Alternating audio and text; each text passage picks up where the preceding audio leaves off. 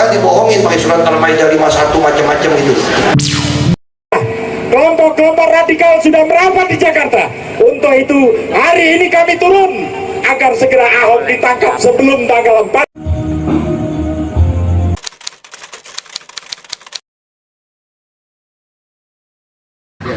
Bermula pada tanggal 30 September 2016, dalam percakapan dengan warga di Kepulauan Seribu, Basuki menyatakan dalam video yang beredar luas, Ahok berkata, "Jangan percaya sama orang, kan bisa saja dalam hati kecil bapak dan ibu tidak pilih saya, ya kan?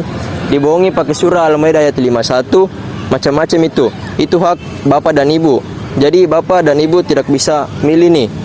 Karena saya takut masuk neraka, tidak apa-apa," ujar Ahok. Ahok berkata bahwa tidak masalah jika warga yang dibohongi pakai surah Al-Maidah ayat 51 dan macam-macam tidak memilihnya dalam pemilihan gubernur DKI Jakarta. Banyak warga maupun pengamat yang mengkritik pernyataan Basuki dan menganggap Basuki telah melecehkan Al-Quran. Kritik ini menjalar di media sosial seperti di Facebook dan Twitter, serta petisi di situs yang didukung puluhan ribu orang.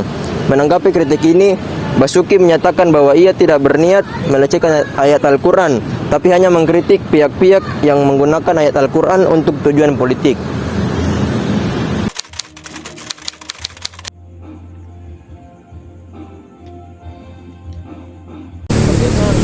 Respon masyarakat terhadap penistaan agama yang dilakukan oleh Ahok menyebabkan ketersinggungan masyarakat. Reaksi atas ucapan Ahok disambut demonstrasi besar oleh umat Islam pada tanggal 14 Oktober 2016. Demonstrasi yang lebih besar oleh umat Islam kurang lebih 1 juta jiwa yang kemudian terjadi pada tanggal 4 November 2016. Kemudian adanya dugaan laporan penodaan agama yang dilakukan oleh Ahok kepada polisi mulai tanggal 6 sampai 21 Oktober 2016. Laporan polisi pertama dilaporkan oleh Habib Novel Caidir Hasan dan Gus Joy Setiawan pada tanggal 6 Oktober 2016.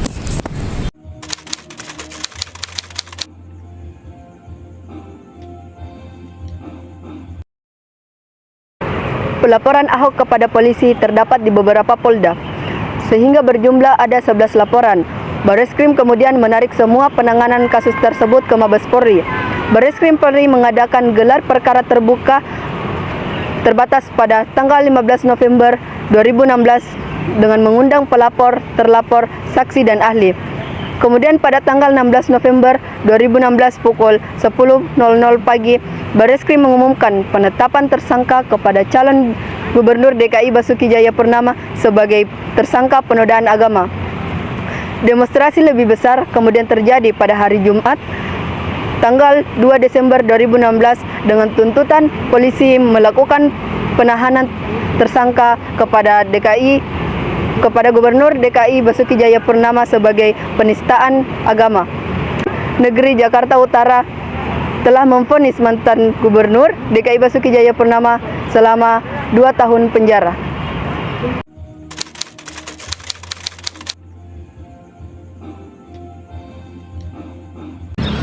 Falsafah Pancasila memiliki peran yang sangat penting dalam mencegah terjadinya penistaan agama seperti kasus mantan Gubernur DKI Jakarta Basuki Cahayapurnama atau Ahok. Pancasila sebagai dasar negara Indonesia mengandung nilai-nilai dasar yang mendorong toleransi, keadilan dan persatuan antar umat agama di Indonesia. Dalam kasus Ahok, falsafah Pancasila dapat diartikan sebagai panggilan untuk menjaga persatuan dan kesatuan bangsa Indonesia tanpa memandang perbedaan agama yang terjadi di Indonesia. Prinsip-prinsip seperti musyawarah mufakat juga mengajarkan pentingnya berdialog dan mencapai kesepakatan bersama, sehingga konflik antar agama dapat diatasi dengan damai. Dengan demikian, peran falsafah Pancasila sangat relevan dalam mencegah terjadinya penistaan agama, seperti kasus oleh mantan Gubernur DKI Jakarta Basuki Cahayapurnama atau Ahok.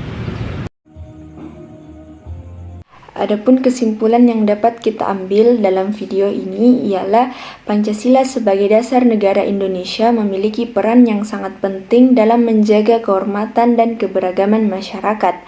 Penistaan agama sebagai tindakan yang dapat mengganggu ketentraman dan kesejahteraan bersama harus kita hindari dan ditekan sekuat mungkin. Pancasila sebagai panduan hidup berbangsa dan bernegara menegaskan pentingnya menghormati dan menghargai perbedaan serta keyakinan yang ada. Melalui nilai-nilai luhur Pancasila, diharapkan masyarakat dapat bersama-sama menciptakan lingkungan yang damai dan menghormati satu sama lain, sehingga Indonesia tetap kokoh dan negara berdasarkan kebinekaan. Oleh karena itu, perlunya terus mengedepankan nilai-nilai Pancasila dalam kehidupan sehari-hari agar penistaan agama dapat diminimalkan dan masyarakat dapat hidup dalam kerukunan dan keselarasan.